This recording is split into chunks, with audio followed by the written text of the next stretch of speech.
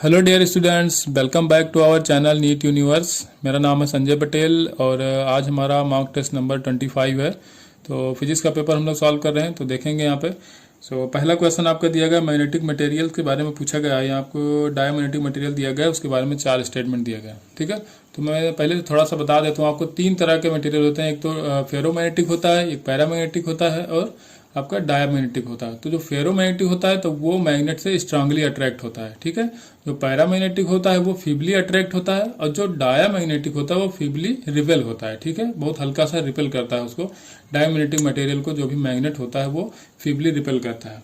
तो ऑप्शन आपका डी यहाँ पे सही हो जाएगा, they are feebly repelled by magnets. Diamagnetic material की बात कर रहा है। क्वेश्चन नंबर सेकंड है, on increasing the temperature the specific resistance of. देखिए, स्पेसिफिक रेजिस्टेंस जो कंडक्टर का होता है वो इंक्रीज करता है। ठीक है, अगर आप टेम्परेचर बढ़ा रहे हो तो स्पेसिफिक रेजिस्टेंस जो होता है वो कंडक्टर का इंक्रीज करता है और आपका जो सेमी कंडक्टर होता है उसका रेजिस्टेंस डिक्रीज करता है। तो ऑप्शन सी यहाँ पे करेक्ट हो जाएगा, conductor increases and semi conductor decrease. Conductor का क्या होता है, इंक्रीज होता है रेजिस्टेंस टेम्परेचर बढ़ाने पे, और सेमी कंडक्टर का रेजिस्टेंस जो होता है वो डिक्रीज करता है। अब यहीं पे करंट पूछ ली जाए तो जिसका रेजिस्टेंस इंक्रीज हो रहा है उसकी करंट डिक्रीज होगी, तो कंडक्टर में करंट डिक्रीज होगी, सेमी कंडक्टर में करंट इंक्रीज होगी। ठीक है, मूव करते हैं क्वेश्चन नंबर 3 पे। क्वेश्चन नंबर 3 है, यहाँ पे पोटेंशियोमीटर का क्वेश्चन है। तो यहाँ पे कहा गया है कि पहला कोई सेल है जो सेकेंडरी सर्किट में लगाया गया है, तो उसको जो बैलेंस किया जाता है तो बैलेंसिंग जो लेंथ आती है वो आती है 2.5 मीटर। जो पोटेंशियोमीटर वायर है उसकी लेंथ है 10 मीटर। ठीक है, तो अब कहा गया है कि अगर पोटेंशियोमीटर वायर की लेंथ बढ़ा दी जाए 1 मीटर, मतलब 10 मीटर थी तो 11 मीटर हो जाए, तो जो बैलेंसिंग लेंथ मिलेगा वो कहाँ पे मिलेगा। ठीक है, तो अब एक तो तरीका है कि पहले हम इसको करंट निकालें, ठीक है, फिर इसका वोल्टेज ग्रेडियंट निकालें, उसके बाद balancing length into voltage gradient करके इस E1 के बराबर करें। हम सेल मान लिया कि E1 सेल यहाँ पे लगा हुआ है जिसको बैलेंस करना है। ठीक है, तो लेकिन अब उस तरह थोड़ा सा कॉम्प्लिकेटेड, इसको हम सिंपल सर्किट की तरह करेंगे। ठीक है, हमको इसका जो भी वोल्टेज लाना है इतने पार्ट का वो इसके बराबर लाना है। ठीक है, E1 बराबर लाना है इतने के बराबर, इतने पार्ट में जितना भी ड्रॉप हो रहा हो। देखिए, मैंने मान लिया कि यहाँ 10 वोल्ट की बैटरी लगी हुई है। ठीक है, 10E लगा हुआ है। ठीक है, 10E की बैटरी लगी, तो इस टोटल जितना भी यहाँ पे है, तो 10 मीटर ये वायर है, तो टोटल ड्रॉप यहाँ पे कितना आएगा, जितनी ये बैटरी है वही यहाँ पे ड्रॉप आएगा। ठीक है, हमने कोई एक्सटर्नल रियोस्टेट कोई कुछ भी नहीं लगाया यहाँ पे। ठीक है, तो 10 वोल्ट की बैटरी हमने मान ली कि यहाँ पे है और 10 मीटर लेंथ इसका वायर का है। तो अब पर यूनिट लेंथ देखा जाए, मतलब कि 1 मीटर में कितना यहाँ पे ड्रॉप होगा, 1E के बराबर। 10E है तो 1E के बराबर ड्रॉप होगा, तो टोटल ड्रॉप कितना हो जाएगा, 10E के बराबर। ठीक है, और ड्रॉप पर यूनिट लेंथ किया जाए तो 10 मीटर से इसको मल्टीप्लाई करा दो, डिवाइड करा दो, सॉरी। ठीक है, 10 मीटर से इसको डिवाइड करो, तो ये होगा पर यूनिट लेंथ में जो भी ड्रॉप आ रहा है। लेकिन कितने में आपको देखना है, 2.5, क्योंकि यहाँ पे बैलेंसिंग लेंथ कितनी मिली है, 2.5 मीटर। तो यहाँ पे रख दो 2.5 मीटर। ठीक है, तो यहाँ से यहाँ कैंसिल हो जाएगा, 10 से 10 कैंसिल हो जाएगा, तो E1 की वैल्यू जो आएगी वो आएगी 2.5E। ठीक है, ये आ गया E1। अब देखिए, E1 चेंज होने वाला नहीं, क्योंकि ये सेल हम बदल नहीं रहे। अब क्या कर रहे हैं, इसकी लेंथ हम बढ़ा रहे हैं। ठीक है, इसका लेंथ बढ़ा देंगे तो ये आके यहाँ से मिल जाएगा, ये हो जाएगा 11 मीटर। तो जो भी अब आएगा, जो वोल्टेज ग्रेडियंट आएगा, तो यहाँ तो 10 वोल्ट ही लगेगा, लेकिन अब ये कितने पार्ट में डिवाइड होगा, अब ये 11 पार्ट में डिवाइड होगा। ठीक है, तो 10E अपान, मैंने यहाँ पे 10 मीटर किया था, लेकिन बाद में जब लेंथ बढ़ा देंगे तो कितना हो जाएगा, 11 हो जाएगा, सॉरी, ये 11 मीटर। अब कितना, अब हमको देखना है कि कितने पे मिलेगा बैलेंसिंग लेंथ, जो भी मिलेगी वो कितनी मिलेगी। तो हम मान रहे हैं कि L लेंथ। ठीक है, L यहाँ मान लो। ठीक है, यहाँ या कुछ भी होगा, L मान लो आपकी L लेंथ में बैलेंस हो रहा है। अब ये किसके बराबर आना चाहिए, फिर इसी सेल को हम बैलेंस कराएं तो इसी के बराबर आना चाहिए, E1 के बराबर। और E1 की वैल्यू आपने निकाला है पहले, जो डाटा दिया गया था उससे, 2.5E। ठीक है, अब जो कैंसिल आउट हो रहा है कैंसिल कर लो, E से E कैंसिल हो जाएगा। ठीक है, आपको निकालना है L, तो L एक तरफ रखो, बाकी सारी चीजें एक तरफ रखो, तो ये हो जाएगा 2.5 इंटू 11, और ये 10 इसके नीचे आ जाएगा। 10 से इसको कैंसिल करोगे, यहाँ 1.1 आ जाएगा, 1.1 इंटू 25 करोगे तो ये आ जाएगा 2.75 मीटर। तो बाद में बैलेंसिंग लेंथ कितना आ जाएगी, 2.75 मीटर। बस ये सिंपल सर्किट की तरह लगाओ पोटेंशियोमीटर, तो इसको कोई इंस्ट्रूमेंट मानो ही मत, इसको सर्किट की तरह लगाओ बस। इसमें रेजिस्टेंस ग्रेडियंट, पोटेंशियल ग्रेडियंट, पता नहीं क्या क्या टर्म्स आते हैं, और मैंने पढ़ाया भी था इसको, तो आप देख सकते हैं पोटेंशियोमीटर के वीडियो हमारे चैनल पे पढ़ा है, आपको मिल जाएगा। क्वेश्चन नंबर 4 है, यहाँ पे दिया गया है 2 कॉइल्स हैं जिनका म्यूचुअल इंडक्टेंस दिया गया है 0.005 हेनरी। करंट कह रहा है कि करंट चेंज हो रही है अकॉर्डिंग टू इक्वेशन दिया गया I = I0 sin omega T. I0 की वैल्यू 10 एम्पियर दिया गया, ओमेगा की वैल्यू यहाँ पे दिया गया 100 पाई रेडियन पर सेकंड। तो मैक्सिमम वैल्यू आप EMF पूछा गया है। ठीक है, तो अगर म्यूचुअल इंडक्टेंस दिया है तो E = होता है MdI/dt। ठीक है, m ऐसे रहने तो D i by d T ऐसे रखो। i की वैल्यू आपको दिया है आई नॉट साइन ओमेगा टी, ठीक है, आई नॉट साइन ओमेगा टी। तो इसको डिफरेंशिएट कर लो, तो जब डिफरेंशिएट करोगे तो क्या हो जाएगा, I nought cos omega t, cos omega t, और फिर से ओमेगा टी की वर्क करना पड़ेगा तो क्या रह जाएगा, ओमेगा रह जाएगा, ठीक है।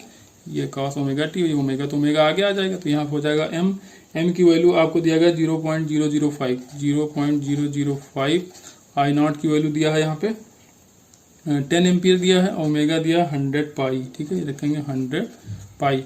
अब कॉस ओमेगा टी क्या रखें, तो देखिए मैक्सिमम वैल्यू हमको चाहिए ई की, जो भी ई निकल के आ गया यहाँ पे, तो इसकी मैक्सिमम वैल्यू चाहिए। तो मैक्सिमम अब ये किस पे डिपेंड करेगा, ये कॉस ओमेगा टी पे डिपेंड करेगा। तो कॉस ओमेगा टी की मैक्सिमम वैल्यू कितनी हो सकती है, 1 हो सकती है, तो 1 रख लो बस। अब इसको सॉल्व करो, 0 0 0 3 0 यहाँ से है, तो यहाँ से पॉइंट हटा के यहाँ आ जाएगा, तो ये हो जाएगा 5 इंटू पाई, तो ये हो जाएगा 5 पाई के बराबर, ठीक है। यहाँ पे पोटेंशियल डिफरेंस 2 पॉइंट के बीच पूछा गया, लेकिन वीवी माइनस वी ए पूछा गया। ये एक रेजिस्टेंस है, 1 ओम का रेजिस्टेंस है, यहाँ पे बीच में एक बैटरी लगाई गई है 15 वोल्ट की, और यहाँ पे एक इंडक्टर है 5 मिली हेनरी का, ठीक है। तो शुरू करते हैं इसको लगाना हम लोग। तो देखिए कहाँ से शुरू करेंगे, ए पॉइंट से चलना शुरू कीजिए, ठीक है। ए से चलेंगे और हम लोग कहाँ तक जाएंगे, वी तक चलेंगे, ठीक है। तो अब यहाँ देखिए वी ए माइनस आप, ठीक है, यहाँ पे पोटेंशियल का ड्रॉप हो रहा है, ठीक है। तो कितना हो जाएगा, -1 इंटू, अब यहाँ पे कहा था करंट भी दी गई थी, ठीक है। क्वेश्चन में आपको करंट दिया गया 5 एम्पियर का, ठीक है, करंट लिखा नहीं गया यहाँ पे, 5 एम्पियर की करंट भी फ्लो कर रही है। तो आई आर कितनी वैल्यू है, 5।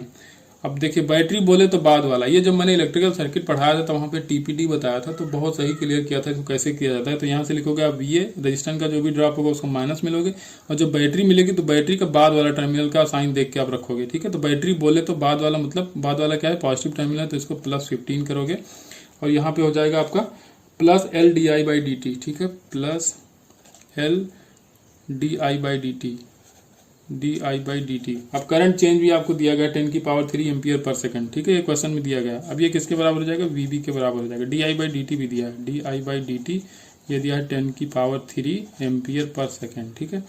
अब क्या करोगे, वी ए -5 + 15 प्लस, और देखिए यहाँ पे एल की वैल्यू दिया 5 मिली हेनरी, तो रखो 5 milli henry into d i by d t की वैल्यू 10⁻³ दिया है, और ये करोगे वीबी के बराबर। +3 -3 कैंसिल आउट हो जाएगा, +5 -5 कैंसिल हो, कितना बचेगा, +15। अब क्या करना है आपको, वीबी माइनस वी ए करना है, ठीक है। तो वीबी इधर है, इधर इसको ले जाओगे तो क्या हो जाएगा, -VA हो जाएगा, तो हो जाएगा VB minus VA equal to आ जाएगा 15 वोल्ट, ठीक है। माइनस में निकल के आया, लेकिन माइनस आपको ऑप्शन में दिया नहीं गया, तो आप सीधे लगाओगे 15 वोल्ट, ठीक है। इसका मैग्नीट्यूड लिखोगे। क्वेश्चन नंबर 6 है, यहाँ पे 2 कैपेसिटर्स लगाए गए हैं सीरीज में, 6 माइक्रोफेरेड का, 12 माइक्रोफेरेड का। यहाँ पे क्या है, एक बैटरी ई है, और 6 माइक्रोफेरेड के थ्रू जो पोटेंशियल ड्रॉप हो रहा है वो 2 वोल्ट का है। तो टोटल बैटरी कितने वोल्ट की लगी होगी, ठीक है। तो टोटल बैटरी का जो भी वोल्टेज होगा, तो यहाँ पे जो ड्रॉप होगा प्लस यहाँ पे ड्रॉप होगा, उसके बराबर हो जाएगा, ठीक है। लेकिन अब जब कैपेसिटर लगा होता है तो सीरीज में क्या सेम होता है, चार्ज सेम होता है, ठीक है। तो चार्ज जो इस कैपेसिटर में होगा वही इस कैपेसिटर में, तो चार्ज हम निकाल सकते हैं Q = CV से। Q = C यहाँ पे दिया 6 माइक्रोफेरेड, और V की वैल्यू यहाँ पे क्वेश्चन में कह दिया कि इसके थ्रू ड्रॉप आ रहा है 2 वोल्ट का, ठीक है। तो Q = क्या हो जाएगा, 6 × 2 दिया जाएगा 12 माइक्रो कूलम, ठीक है। अब क्या करेंगे, अब हमको चाहिए यहाँ पे अगर निकाल लें ये जो ड्रॉप आ रहा है, तो उसको इसको दोनों को ऐड कर देंगे आपस में। तो यहाँ पे Q = CV करना, तो Q कितना है, 12 माइक्रो कूलम, C यहाँ पे है 12 माइक्रोफेरेड इंटू V, ठीक है। तो 12 और 12 कैंसिल हो जाएगा, माइक्रो कैंसिल हो जाएगा, ठीक है। तो ये क्या आ जाएगा, कूलम/फेरेड, तो V = आ जाएगा 1 वोल्ट। तो यहाँ पे जो V डैश है ये आ गया 1 वोल्ट, तो 1 वोल्ट यहाँ, 2 वोल्ट यहाँ, तो E = कितना हो जाएगा, 2 + 1 दैट इज 3 वोल्ट, ठीक है। तो कितना ड्रॉप आएगा यहाँ पे, 3 वोल्ट, 1 वोल्ट का ड्रॉप आएगा, और ये बैटरी कितनी वोल्ट की रहेगी, 3 वोल्ट की बैटरी पूछा गया था। तो total battery voltage is 3 volt. Question number 7 है आपसे, electrostatic potential due to electric dipole पूछा गया इक्वेटोरियल पॉइंट पे, ठीक है। मान लें कि इक्वेटोरियल पॉइंट है, ये r डिस्टेंस पे यहाँ से है, ठीक है। तो यहाँ पे आपको बताना है पोटेंशियल। तो पोटेंशियल का फार्मूला जो होता है इक्वेटोरियल पोजिशन पे होता है KP यूनिट वेक्टर R/r², या इसको आप अगर वेक्टर फॉर्म में चेंज करो तो क्या हो जाएगा P, और यूनिट वेक्टर को क्या लिख सकता है, यूनिट वेक्टर को वेक्टर का मैग्नीट्यूड, तो यही लिख लेंगे हम यहाँ पे। तो ये हो जाएगा P, यहाँ हो जाएगा R/मैग्नीट्यूड R, तो r² पहले था, तो ये हो जाएगा r³, ठीक है। डॉट प्रोडक्ट को अगर ओपन करोगे तो हो जाएगा PR cos θ, ठीक है, cos θ/r², आर क्यूब, ठीक है। के की वैल्यू आपको पता होगा 1/4πε0 होता है, ये वी हो जाएगा वी, पोटेंशियली पूछा गया। अब देखिए इक्वेटोरियल पोजीशन ये कितने डिग्री पे होगा, 90 डिग्री पे होगा, तो cos 90 की वैल्यू होती है 0, तो ये टोटल टर्म हो जाएगा 0। क्वेश्चन नंबर 8 है the condition under which the point charge moving through a magnetic field experience maximum force. कह रहा है कि कोई पॉइंट चार्ज जो मैग्नेटिक फील्ड में मूव कर रहा है तो उसपे मैक्सिमम फोर्स कब लगेगा, ठीक है। तो जो फोर्स होता है तो होता है क्यू वी क्रॉस वी, ठीक है, क्यू वी क्रॉस वी होता है। तो देखिए अगर इसको क्रॉस प्रोडक्ट को ओपन करो तो q v v sine theta, ठीक है। तो यहाँ पे क्यू भी कांस्टेंट रहेगा, वेलोसिटी भी कांस्टेंट रहेगी, मैग्नेटिक फील्ड में वेलोसिटी चेंज नहीं होती है, ठीक है, मैग्नेटिक फील्ड भी कांस्टेंट है। तो मैक्सिमम फोर्स किस पे डिपेंड कर रहा है, एंगल पे डिपेंड कर रहा है, ठीक है, क्यू और वी के बीच में, सॉरी वी और वी के बीच में, ठीक है, वेलोसिटी और मैग्नेटिक फील्ड के बीच के एंगल पे डिपेंड करता है। तो साइन थीटा की वैल्यू कितनी होती है, मैक्सिमम 1 होती है। अब 1 कब होती है, जब 90 डिग्री होगा। तो थीटा कितना होना चाहिए, 90 डिग्री होना चाहिए। इसका मतलब कि जो वी मतलब वेलोसिटी और ये वी, ये दोनों आपस में परपेंडिकुलर होने चाहिए, ठीक है, इनके बीच का एंगल 90 डिग्री होना चाहिए। इसको ऑप्शन सी सही हो जाएगा, v is perpendicular to B, ठीक है। क्वेश्चन नंबर 9 है, यहाँ पे पूछा गया दो पैरेलल वायर हैं, इसमें करंट I1 I2 फ्लो कर रही है, इनके बीच का डिस्टेंस R है, ठीक है। तो इस पे फोर्स कितना लगेगा पर यूनिट लेंथ पूछा है। एक वायर की वजह से दूसरे वायर पे जो भी फोर्स लगेगा पर यूनिट लेंथ वो कितना लगेगा। तो इसका अगर डायरेक्ट फार्मूला देखा जाए तो होता है μ0/4π 2I1 I2 अपॉन R, ठीक है, 2I1 I2 अपॉन R ये होता है, ठीक है। लेकिन अगर इसको सॉल्व करें तो देखिए अब इस वायर की वजह से मान लें कि इस पे कितना होगा, ठीक है, फोर्स। तो यहाँ पे पहले मैग्नेटिक फील्ड निकालना पड़ेगा, ठीक है। इस वायर की वजह से मैग्नेटिक फील्ड निकालोगे इन साइड आएगा, ठीक है, ये सब बता चुके हैं, बहुत बार बताए हैं। तो यहाँ पे इन साइड मैग्नेटिक फील्ड आएगा, फोर्स निकालना है तो क्या होता है, फोर्स इक्वल टू होता है IL into B.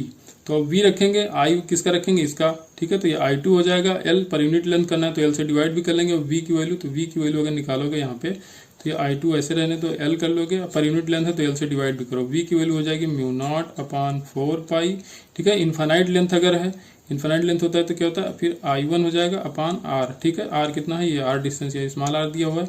Sine theta 1 plus sine theta 2, infinite length है तो ये हो जाएगा sine theta 1 plus sine theta 2, यहाँ हो जाएगा 2, ठीक है। तो सीधे निकालोगे, L से L कैंसिल आउट हो जाएगा, तो क्या बचेगा μ0I1 I2 इंटू 2/4πR, ठीक है। तो इसको निकाल भी सकते हो आप, लेकिन ऐसे याद रखो जब भी न्यूमेरिकल पूछा है तो सीधे इसको लगा दिया करो, μ0/4π 2I1 I2 अपॉन R, या अगर 2 से 4 को कैंसिल आउट कर लो तो μ0/2πI1 I2 अपॉन R। लेकिन ये 4 के टर्म में ज्यादा सही याद रहता है, क्योंकि मोस्टली आप ऐसे ही यूज करते हो, तो ऊपर 2 याद रखो तो ये सही से याद रहेगा आपको। क्वेश्चन नंबर 10 है, यहाँ पे बीन्स डिस्प्लेसमेंट का क्वेश्चन है ये। For the moon the wavelength corresponding to the maximum spectral emissive power is 14 micron, ठीक है। If the Wien's constant is V equal to 2.884 into 10⁻³ metre kelvin, then the temperature of the moon, ठीक है। यहाँ पे जो भी beans का displacement law होता है वो होता है lambda T equal to V, ठीक है। V यहाँ पे कांस्टेंट होता है, आपको निकालना है यहाँ पे T, तो T equal to V by lambda कर दो, तो V की वैल्यू आपको दिया 2.884 इंटू 10⁻³ मीटर केल्विन, ठीक है। मीटर केल्विन है, मिली केल्विन नहीं है, ठीक है। मीटर केल्विन अपॉन क्या करोगे, वेवलेंथ, वेवलेंथ आपको दिया गया यहाँ पे 14 माइक्रोन, दैट्स मीन 14 इंटू 10⁻⁶। इसको सॉल्व कर लेने, ये आ जाएगा 206 केल्विन, ठीक है। वेवलेंथ आएगी वही मीटर में आएगी, मीटर मीटर कैंसिल हो जाएगा, यहाँ पे केल्विन बचा रह जाएगा। इस तरह का जब भी क्वेश्चन है ना, फार्मूला अगर ना भी याद आ रहा हो, ठीक है, तो यहाँ पे आप बैलेंस करो, इसकी यूनिट जो होती है यूनिट को बैलेंस करो, ठीक है। यूनिट बैलेंस से भी बहुत सारे क्वेश्चन निकल जाते हैं। तो आपको तो नंबर चाहिए ना, सॉल्व करना है, कैसे भी करना है। एग्जाम में अगर टाइम बचेगा, कोई क्वेश्चन आपका फंस गया है तो जरूर ट्राई करिए यूनिट मेथड से। क्वेश्चन नंबर 11 आपका दिया गया है, यहाँ पे कोई कार्नाट इंजन है जो वर्क कर रहा है, T इक्वल टू 500 केल्विन, और सिंक का टेम्परेचर जो सोर्स का है 500 केल्विन और सिंक का टेम्परेचर 375 केल्विन। तो कह रहा है कि अगर इंजन कंज्यूम कर रहा है 600 किलो कैलोरी ऑफ हीट पर साइकिल, कोई इंजन है जो कंज्यूम कर रहा है कितनी एनर्जी, 600 किलो कैलोरी पर साइकिल, तो हीट कितना रिजेक्ट कर रहा होगा ये इंजन, ये पूछ रहा है कि ये इंजन कितना हीट रिजेक्ट करेगा सिंक को, ठीक है। तो ईटा जो कि इफिशियंसी होती है ये होता है 1 - T2 अपॉन T1, या इसको लिख सकते हैं हम लोग W अपॉन Q। इफिशियंसी क्या होती है, जितना हमने हीट दिया और जितना वर्क हुआ, ठीक है। तो वर्क हुआ अपॉन जितनी हीट हमने दी थी, तो वही होती है एफिशिएंसी। तो इसको निकालो, 1 - T2 की वैल्यू दी आपको 375 अपॉन T1 की वैल्यू दी है 500 केल्विन इक्वल टू W। अब W क्या होगा, Q1 - Q2, ठीक है। जितनी हीट आपने दी थी और जितनी रिजेक्ट हुई, ठीक है, जितनी रिजेक्ट हुई किसको, सिंक को, अपॉन Q1 वही होता है W, इसकी वैल्यू W आती है Q1 माइनस Q2 को। बस सॉल्व कर लो, इसका आंसर आ जाएगा। यहाँ एलसीएम लोगे हो जाएगा 500, यहाँ ऊपर जाएगा 500 माइनस 375 करोगे 125 4 टाइम्स जाएगा तो 500 आ जाएगा। इधर का इतना आ गया 1/4 आ गया। Q1 है, Q1 की वैल्यू आपको 600 दिया है, रख लो यहाँ पे। Q2 आपको निकालना है, Q1 की वैल्यू 600 दिया है, 600 इधर ले आओ, ये आ जाएगा 600। ठीक है, अब इसको सॉल्व करोगे तो ये क्या हो जाएगा, यहाँ पे रहेगा 600 इंटू 4 माइनस 4 Q2। ठीक है, इसको सॉल्व करोगे तो Q2 की जो वैल्यू निकल के आ जाएगी वो आएगी आपकी 450 किलो कैलोरी। ठीक है, क्वेश्चन नंबर 12 है। यहाँ पे मोलर स्पेसिफिक हीट दिया गया ऑक्सीजन का एसटीपी पर। ठीक है, स्टैंडर्ड टेम्परेचर प्रेशर पर दिया गया 2.5 R। करें अगर टेम्परेचर को बढ़ा दिया जाए, ठीक है, टेम्परेचर को अगर इंक्रीज किया जाए तो आपका जो मोलर स्पेसिफिक हीट है उसमें ग्रेजुअल इंक्रीज हो जाता है वो 3.5 R के बराबर। तो मोस्ट अप्रोप्रिएट रीजन क्या हो सकता है इसका, गैस के बिहेवियर के बारे में आपसे कहा गया कि टेम्परेचर अगर बढ़ाया जा रहा है तो इसमें कौन सा ऑप्शन सही होगा। Oxygen does not behave an ideal gas, oxygen ideal gas की तरह बिहेव नहीं करेगी, नहीं ये ऑप्शन गलत हो जाएगा। अब देखिए इसमें ज्यादा समझाने से अच्छा मैं डायरेक्ट आपको पॉइंट बताता हूँ। जो भी आपका मोलर स्पेसिफिक हीट होता है Q, तो Q इक्वल टू क्या होता है F/2 nRT। ठीक है, F होता है वहां पे डिग्री ऑफ फ्रीडम। F क्या होता है, डिग्री ऑफ फ्रीडम होता है। तो डिग्री ऑफ फ्रीडम टेम्परेचर पर डिपेंड करता है। ठीक है, अब ऐसे अगर देखोगे नॉर्मल टेम्परेचर पर तो सिर्फ और सिर्फ क्या होता है, ट्रांसलेशनल जो भी होता है, ट्रांसलेशनल डिग्री ऑफ फ्रीडम वही होता है। लेकिन जब टेम्परेचर आप बढ़ाने लगोगे तो फिर ट्रांसलेशनल के साथ रोटेशनल भी आएगा, रोटेशन के साथ आपका वाइब्रेशनल भी आता है। तो रोटेशन और ट्रांसलेशन तो रहता है, नॉर्मल टेम्परेचर पे भी रहता है, लेकिन आपका जो वाइब्रेशनल है वो सिर्फ और सिर्फ हाई टेम्परेचर पे एग्जिस्ट करता है। इसलिए जब आप टेम्परेचर बढ़ाओगे तो यहाँ पे जो आप डिग्री ऑफ फ्रीडम F की वैल्यू है तो F आपकी बढ़ जाएगी। जैसे आपको मैंने बता रहा हूँ Q इक्वल टू क्या होता है F/2 nRT। तो F की वैल्यू यहाँ पे देखना, तो यहाँ पे ट्रांसलेटरी भी होता है, रोटेटरी भी होता है और वाइब्रेटरी भी होता है।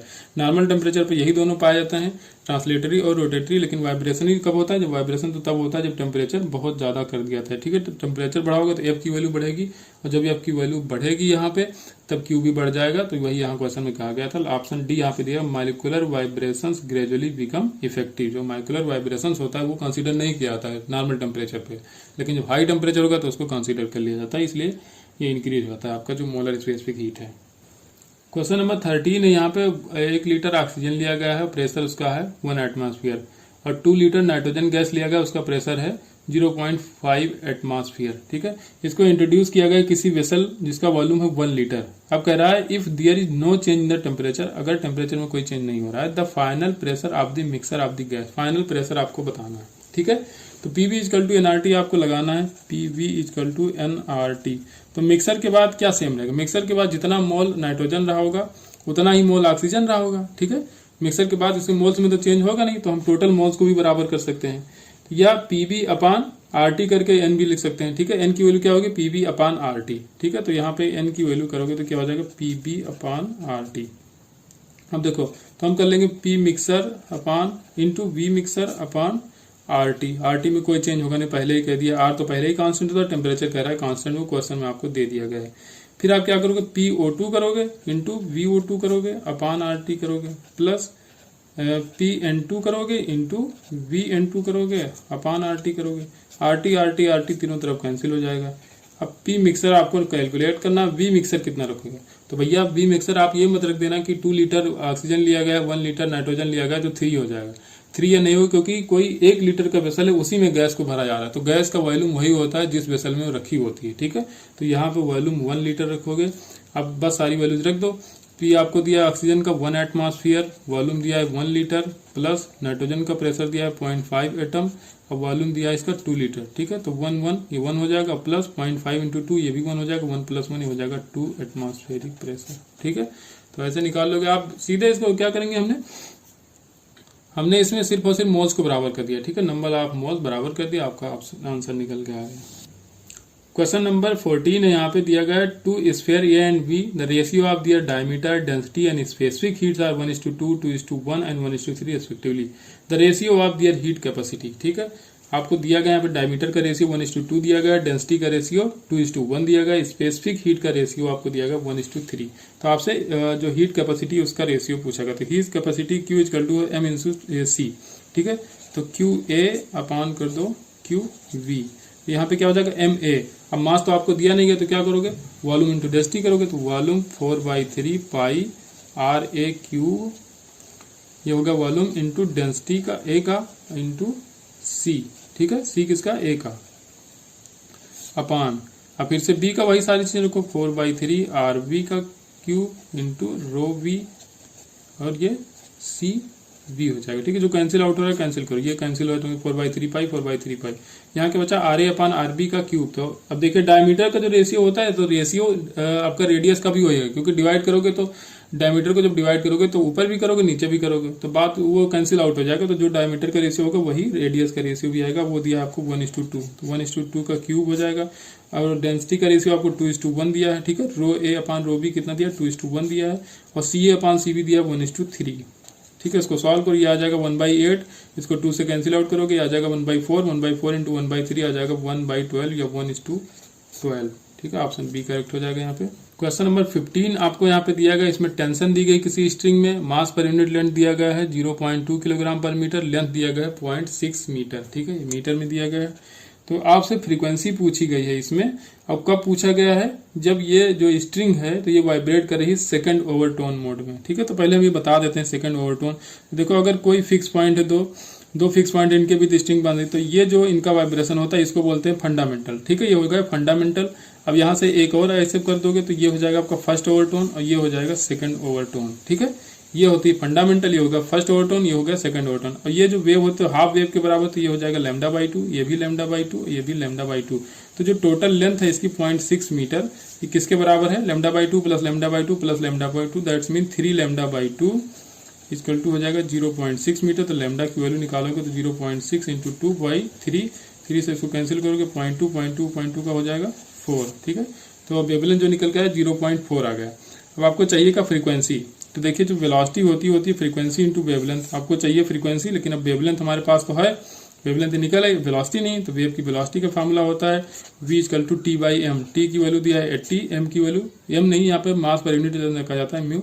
यहाँ पे 0.2 करोगे, पॉइंट हटाओ, यहाँ पे 800 हो जाएगा, इसको कैंसिल करो, ऊपर आ जाएगा 400 का रूट निकालोगे आ जाएगा 20 मीटर पर सेकंड। तो v भी निकल के आएगा 20 मीटर, तो v आ गया 20 मीटर पर सेकंड। फ्रीक्वेंसी आपको चाहिए, वेवलेंथ आपको दिया है 0.4 इसके नीचे लाओ, पॉइंट हटाओगे 0 ऊपर जाएगा, ये हो जाएगा 200 को 4 से डिवाइड करोगे आ जाएगा 50। तो जो भी आपकी फ्रीक्वेंसी निकल के आ जाएगी 50 हर्ट्ज, ठीक है। समझ में आया। ये ओवरटोन का कॉन्सेप्ट ऐसे ही समझो, ठीक है। ओवरटोन ऐसे ही होगा, ये हो जाएगा आपका फंडामेंटल, तो ये फिर हो जाएगा फर्स्ट ओवरटोन, ये हो जाएगा सेकंड ओवरटोन। ये first harmonic, second harmonic, third harmonic, ये सब पढ़ाया जाता है, जो पढ़ाया जाता है। लेकिन यहाँ पे क्वेश्चन कराया तो जो इंपॉर्टेंट चीज है वो हम बता दे रहे हैं। क्वेश्चन नंबर 16 है भैया, ये कॉन्सेप्ट बहुत बार बता चुके हैं, जब से पेपर कराना शुरू किया तब से इस तरह का क्वेश्चन रिपीट हो रहा है। If a body projected with an angle theta to the horizontal, then आपसे कहा गया क्या होगा, its velocity is always perpendicular to acceleration. नहीं, एक्सेलरेशन इसका हमेशा कहाँ होगा, डाउनवर्ड होगा, क्योंकि यहाँ पे जी ही लग रहा है, पार्टिकल कहीं भी होगा तो यहाँ पे जी ही लगेगा, यहाँ होगा तब भी जी लगेगा। लेकिन वेलोसिटी अब इस डायरेक्शन में होगी तो कहाँ परपेंडिकुलर होगा, ये कुछ एंगल बन रहा होगा। लेकिन अब देखिए, अब बी ऑप्शन आपसे क्या कहा, its velocity become zero at maximum height. Maximum height पे वेलोसिटी जीरो कहाँ है, आपके हॉरिजॉन्टल डायरेक्शन में तो वेलोसिटी है, भले वर्टिकल वाली जीरो हो गई है। सी ऑप्शन है, its velocity make zero angle with the horizontal at its maximum height. बिल्कुल सही बात है, ठीक है। वेलोसिटी देखिए, वेलोसिटी v cos थीटा एकदम हॉरिजॉन्टल है यहाँ पे मैक्सिमम हाइट पे, ठीक है। और हॉरिजॉन्टल से कितनी डिग्री एंगल बनाएगा भाई, पैरेलल में है तो जीरो एंगल बनाएगा, तो ये ऑप्शन आपका करेक्ट हो जाएगा। डी ऑप्शन भी देख लो, just before hitting the ground the direction of velocity coincide with the acceleration. नहीं, यहाँ भी गलत हो जाएगा, ठीक है। ये भी एक्सेलरेशन हमेशा आपका नीचे की तरफ लगेगा, ठीक है, डाउनवर्ड, और यहाँ पे वेलोसिटी इस डायरेक्शन में होगी। तो ये कहाँ सेटिस्फाइज कर रहा है, जो आपका ये ऑप्शन दिया गया, या यहाँ भी सेटिस्फाइज नहीं हो रहा। क्वेश्चन नंबर 17 है, ये रिवर बोट का केस है। यहाँ पे जो बोट है वो स्टिल वाटर में 5 किलोमीटर पर आवर की स्पीड से चल सकती है, ठीक है। किसी रिवर को क्रॉस कर रही है जिसकी विड्थ है, उस नदी की चौड़ाई 1 किलोमीटर दिया गया है, तो शॉर्टेस्ट पॉसिबल पास से जाएगी 15 मिनट में, ठीक है। तो वेलोसिटी आपको रिवर को बतानी है, रिवर की वेलोसिटी आपको बतानी है, 15 मिनट में नदी को क्रॉस कर जाता है और शॉर्टेस्ट पाथ पे। तो शॉर्टेस्ट पाथ इसको चाहिए तो धारा के विपरीत बहना पड़ेगा थोड़ा सा, ठीक है। अगर मिनिमम टाइम में जाना होता है तो इस तरफ जाते हैं हम, ठीक है। तो ये कहाँ, धारा के इसके विपरीत जाना पड़ेगा, ठीक है, तभी ये शॉर्टेस्ट पाथ में पहुंच पाएगा। जब इधर जाएगा तो धीरे धीरे बहते बहते बहते यहाँ पर आके लगेगा, ठीक है। तो ये नदी इस तरफ बह रही है, नदी इस तरफ बह रही है, ये है 5 किलोमीटर पर आवर, ये 1 किलोमीटर इसका विड्थ दिया गया। तो देखिए इसको हम ट्रायंगल के हिसाब से अगर लगाएं, पाइथागोरस प्रमेय लगाएं, पाइथागोरस थ्योरम अगर लगाओगे यहाँ पे, तो यहाँ पे वेलोसिटी है, यहाँ पे वेलोसिटी, लेकिन यहाँ पे विड्थ दी गई है, ठीक है। तो ये तो आपकी डिस्टेंस हो जाएगी, लेकिन अब डिस्टेंस को तो वेलोसिटी में जोड़ नहीं सकते, तो हम सब डिस्टेंस ही निकाल लें, ठीक है। वेलोसिटी इंटू टाइम कर दें, तो ये 5 किलोमीटर पर आवर था, तो इसको पर आवर से मल्टीप्लाई करो तो कितना टाइम दिया आपको, 15 मिनट। तो 15 मिनट मतलब 1/4 आवर, ऐसे यहाँ भी कर दो। वेलोसिटी है, इसमें 1/4 से मल्टीप्लाई करो तो ये भी डिस्टेंस निकल के आएगा। अब ये भी डिस्टेंस आ गई, ये भी आ गई, ये डिस्टेंस पहले से दिया था। बस यहाँ पे करो इसका स्क्वायर प्लस इसका स्क्वायर बराबर हो जाएगा रूट ऑफ इसके स्क्वायर के बराबर। तो अब क्या करेंगे हम, देखिए अब लगाओ इधर 5/4 इक्वल टू इसका स्क्वायर करो, इक्वल टू हो जाएगा 1 का स्क्वायर प्लस v/4 का स्क्वायर। ठीक है, ये हो जाएगा 25/16 इक्वल टू 1 प्लस v²/16। ये आएगा इधर तो ये हो जाएगा 9/16। ठीक है, ये हो जाएगा 9/16 इक्वल टू v²/16। 16 गया, v² इक्वल टू 9, तो v बराबर 3 मीटर पर सेकेंड। ठीक है, कोई फार्मूला नहीं, बस कॉन्सेप्ट सिंपल सा यूज हुआ है, आपका ऑप्शन निकल के आ जाएगा। ठीक है, क्वेश्चन नंबर 18 है। यहाँ पे कोई ब्लॉक रखा हुआ है 1 kg मास का, ठीक है, एक ट्रक के ऊपर, और ट्रक एक्सेलरेट कर रहा है 5 मीटर पर सेकंड स्क्वायर से। कह रहा है the coefficient of static friction between the block and the truck is 0.6। जो भी आपका म्यू की वैल्यू है 0.6 है। तो आपसे पूछेगा कि फ्रिक्शनल फोर्स कितना लगेगा इस ब्लॉक के ऊपर। तो पहले हम एफ लिमिटिंग निकालते हैं। तो एफ लिमिटिंग कितना लगेगा, एफ बराबर एम ए के बराबर। ठीक है, यहाँ पे कितना एफ लिमिटिंग जो होगा म्यू एस एम जी के बराबर होगा, सॉरी। तो म्यू एस स्टैटिक फ्रिक्शन कितना है 6.6 दिया गया है। एम जी, एम कितना है 1 kg है, और जी की वैल्यू 10, तो यहाँ पे हो जाएगा 6 न्यूटन। ये है लिमिटिंग, इतना फोर्स लगेगा, ठीक है, पहले तब ये जाके खिसकेगा। तो फ्रिक्शनल फोर्स तो तभी होगा जब ये खिसकेगा। तो फ्रिक्शनल फोर्स अब निकालेंगे हम लोग, तो कितना लग रहा है फोर्स पहले वो देखते हैं। तो एफ एक्सटर्नल देखेंगे अगर हम लोग, तो एफ बराबर एम ए करेंगे। एम कितना है 1 kg, ए है आपका 5, तो जो भी अप्लाइड फोर्स है वो 5 न्यूटन। तो जब अप्लाइड फोर्स आपका लिमिटिंग फ्रिक्शनल फोर्स जो होता है उससे कम होता है, तो जो अप्लाइड फोर्स होता है वही फ्रिक्शनल फोर्स हो जाता है। जब आपका एक्सटर्नल फोर्स होगा वो कम होगा, जो आपका एफ लिमिटिंग है, तो जो अप्लाइड फोर्स होता है वही आपका फ्रिक्शनल फोर्स के बराबर होता है। तो फ्रिक्शनल फोर्स कितना आ जाएगा 5 न्यूटन के बराबर आ जाएगा, 6 नहीं आएगा। ठीक है, 5 आएगा। अब क्वेश्चन नंबर 19 दिया गया, यहाँ पे एनर्जी ई है, एंगुलर मोमेंटम एल है, यूनिवर्सल ग्रेविटेशनल कांस्टेंट जी है। Chosen the fundamental quantity. ठीक है, इनको फंडामेंटल क्वांटिटी की तरह लिया गया। The dimensions of the universal gravitational constant in the dimensional formula of Planck constant H. H को आपको बताना है कि इस पे जी पे किस तरह डिपेंड करेगा। ठीक है, पहले तो तीनों पे डिपेंड करा, लेकिन अकेले अगर देखा जाए जी पे तो कैसे डिपेंड करेगा। तो आप लिख दो एच इक्वल टू जी की पावर एक्स, एल की पावर वाई, ई की पावर जेड। अब एच का डायमेंशनल फार्मूला जो होता है M L square T inverse. ठीक है, इस तरह का जब भी क्वेश्चन आएगा तो भैया जो भी दिया गया होगा फंडामेंटल, इनके डायमेंशन आपको याद होनी चाहिए। ठीक है, ये डायमेंशनल फार्मूला आपको याद होना चाहिए, तभी ये क्वेश्चन आपसे हो पाएगा। जी की वैल्यू होती है एम इनवर्स एल की पावर 3, टी की पावर -2, इसकी पावर एक्स कर दोगे।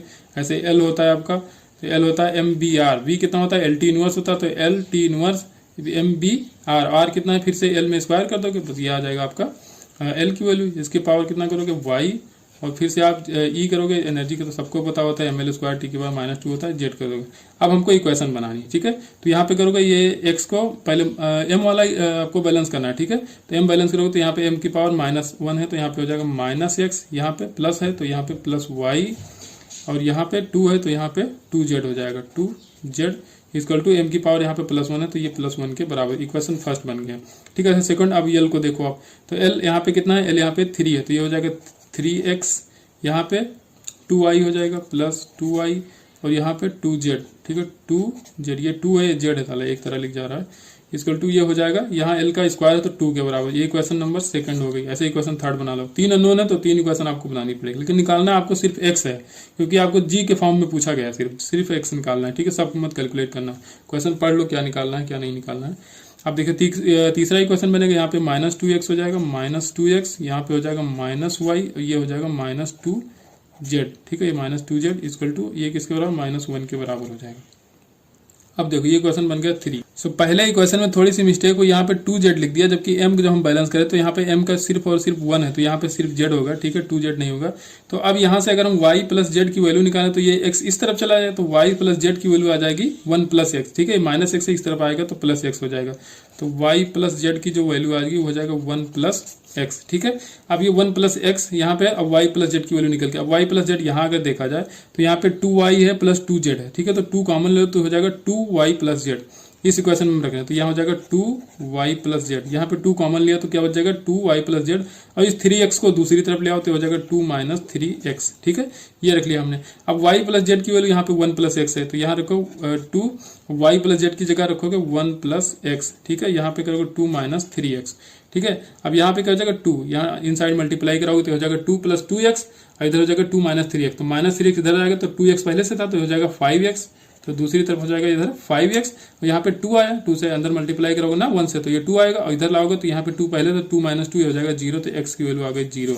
इसका मतलब जो आपका h की वैल्यू होगी वो ग्रेविटेशनल कांस्टेंट पे डिपेंड नहीं करेगी, दैट इज उसका पावर कितना आ जाएगा 0। तो ऑप्शन पहला सही हो जाएगा यहाँ पे। नेक्स्ट क्वेश्चन नंबर 20 दिया गया है, कोई बॉडी है 10 किलोग्राम मास की, ठीक है, उस पर 10 न्यूटन का फोर्स लगाया जा रहा है, वो मूव कर रही है 0.2 मीटर पर सेकंड वेलोसिटी से, ठीक है, इसकी वेलोसिटी कांस्टेंट है। अब फोर्स भी लग रहा है, वेलोसिटी भी कांस्टेंट है, भाई ये तो नाइंसाफी है। इस फोर्स को कौन बैलेंस करा देखते हैं। तो इस फोर्स को ये फ्रिक्शनल फोर्स बैलेंस करेगा जो पीछे की तरफ लगेगा, ठीक है, ये इसके बीच में कोई फ्रिक्शन होगा, ब्लॉक और ये जो भी सर्फेस है आपका, इसके बीच कोई फ्रिक्शन होगा। अब ये फ्रिक्शन उसको बैलेंस कर रहा है, ठीक है, जो फोर्स हम आगे की तरफ लगा रहे हैं तो ये फोर्स पीछे की तरफ बैलेंस करेगा, तो इसकी वेलोसिटी कांस्टेंट बनी रहेगी। नहीं तो कोई भी नेट एक्सटर्नल फोर्स अगर लगेगा तो वेलोसिटी कांस्टेंट हो ही नहीं सकती। तो जब आपका वर्क डन आपको निकालना है, ठीक है, तो W इक्वल टू क्या होता है FS cos थीटा, ठीक है, FS cos थीटा। अब थीटा की वैल्यू कितनी रखेंगे, देखिए फोर्स पीछे की तरफ लगा, डिस्प्लेसमेंट आगे हो रहा है, ठीक है, आपसे वर्क डन पूछा गया T इक्वल टू 10 सेकंड पे, तो डिस्प्लेसमेंट आगे की तरफ हो रहा है, फोर्स पीछे की तरफ लगा, तो यहाँ पे थीटा हो जाएगा 180 डिग्री। एफ की वैल्यू, अब देखिए ये एफ आर किसको बैलेंस करा है, 10 न्यूटन को, तो एफ आर की वैल्यू कितनी हो जाएगी, फ्रिक्शनल फोर्स के द्वारा वर्क डन पूछा गया है, ठीक है, तो यहाँ पे फ्रिक्शनल फोर्स रखोगे आप 10। एस की वैल्यू कितना रखें, एस की वैल्यू v इंटू टी रख दो, v कितना है 0.2, वेलोसिटी इंटू टाइम करोगे तो आ जाएगा ना डिस्प्लेसमेंट 0.2 इंटू टी की वैल्यू 10 सेकंड दिया है, थीटा की वैल्यू -1 रख दो, ठीक है, कैलकुलेट करो आ जाएगा -20 जूल। तो फ्रिक्शनल फोर्स के द्वारा जो भी वर्क किया जाएगा हो जाएगा -20 जूल। क्वेश्चन नंबर 21 है, यहाँ पे कोई सर्कुलर होल है। क्वेश्चन नंबर 21 है, यहाँ पे एक circular hole of radius 1 centimetre cut off from the disc of radius 6 centimetre. कोई 6 सेंटीमीटर रेडियस की एक डिस्क थी जिसमें 1 सेंटीमीटर रेडियस की डिस्क काट ली गई। कितनी डिस्टेंस से, इसके सेंटर से उसके सेंटर का डिस्टेंस जो भी है, जो डिस्क हम लोग ने काट के निकाला है यहाँ से, उसकी दूरी है 3 सेंटीमीटर के बराबर, ठीक है। तो आपसे कह रहा है the distance of the centre of mass of the remaining disc from the centre of the disc. यहाँ से जो सेंटर ऑफ मास होगा वो कितनी दूरी पे होगा। आपको फिर से बताना, सेंटर ऑफ मास पहले कहाँ रहा होगा, पहले तो डिस्क पे यहाँ सेंटर पे रहा होगा, लेकिन बाद में कहाँ होगा ये आपको बताना है। तो सेंटर ऑफ मास का फॉर्मूला आपको x अगर निकालना है तो m1 x1 plus m2 x2 upon m1 plus m2 होता है। लेकिन अब यहाँ पे काट के निकाल रहे हैं तो ये सारी चीजें हम माइनस करेंगे, ठीक है, ये करेंगे हम माइनस। अगर यहाँ पे ऐड करें तो प्लस करते, लेकिन ये काट के निकाल रहे हैं तो यहाँ पे करेंगे माइनस। अब देखिए हम इसका m नहीं जानते, डिस्क का हमको m नहीं पता है और इस डिस्क का भी m नहीं पता है, तो m1 m2 रखेंगे कैसे। तो मेन चैलेंज यही होता है, लेकिन ये बहुत आसान है, अब इसको m मत मानो, क्योंकि कोई भी डिस्क होता है तो इसकी, अब जैसे ये डिस्क जो हम काट के निकाल रहे हैं और ये वाली डिस्क जो पूरी वाली थी, तो इसके डेंसिटी में कोई चेंज होगा नहीं, ठीक है। तो जो भी मास होता है वो कहता है डेंसिटी इंटू वॉल्यूम। तो डेंसिटी वॉल्यूम क्या होता है, पाई आर स्क्वायर इंटू टी क्या होता है, थिकनेस हो जाएगी, ये हो जाएगा एरिया। तो जो भी आपका मास होगा वो directly proportional to R square होगा, क्योंकि थिकनेस भी फिक्स रहेगी भाई, पूरी डिस्क है, इसके काट के निकालो, जो काट के निकालो उसकी भी तो थिकनेस वही रहेगी, डेंसिटी भी वही रहेगा, पाई भी वही रहेगा, तो सीधे एम किसके प्रोपोर्शनल है, आर स्क्वायर के प्रोपोर्शनल है, ठीक है।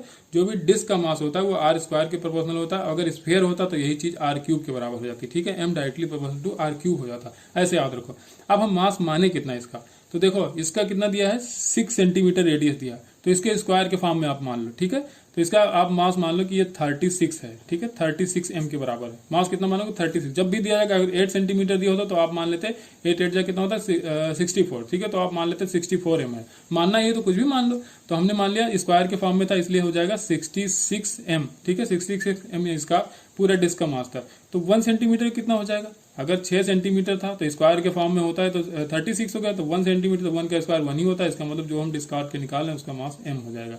इस तरह अभी अगर 2 होता, ठीक है, 2 सेंटीमीटर काट के निकाल रहे होते तो यहाँ पे 2 2 जा 4 हो जाता, तो 4 m के बराबर है, तो जो डिस्क यहाँ से काट के निकाल रहे हो उसका मास हो जाता 4 m के बराबर। बस अब आपका वैल्यू आ जाएगी, x equal to m1 x1, अब m1 कितना था 36 m इंटू x1 यहाँ सेंटर पे कहीं नहीं है, कहीं नहीं जा रहा है, ठीक है, यहाँ सेंटर पे m1 है पूरा, इसका पूरे जो डिस्क का जो पहले था तो वो कहाँ कंसंट्रेट था, इसी पॉइंट पे, तो यहाँ से दूरी कुछ नहीं है, 0 है, तो ये सेंटर पे है तो इसको रखो 0 माइनस m2 जो डिस्क आप काट के निकाल लो उसका मास हमने कह दिया m है, क्योंकि इसका 1 सेंटीमीटर रेडियस है ना, तो ये हो जाएगा m2 की वैल्यू आ गई m इंटू आर कितना रखो 3 सेंटीमीटर का ही दिया गया, तो ये 3 centimetre upon m1 minus m2 कितना 36 m माइनस m, बस आपका आंसर आ जाएगा, ये आएगा -3/36 35 सेंटीमीटर। माइनस क्यों आ रहा है? क्योंकि इसकी अपोजिट डायरेक्शन में शिफ्ट होगा, ठीक है। जहां पे वेट ज्यादा होता है, जिस तरफ मास ज्यादा होता है उसी तरफ शिफ्ट होता है, तो जिधर हम डिस्क काट रहे हैं उसके अपोजिट डायरेक्शन में जो होगा सेंटर ऑफ मास उसका शिफ्ट होगा, ठीक है।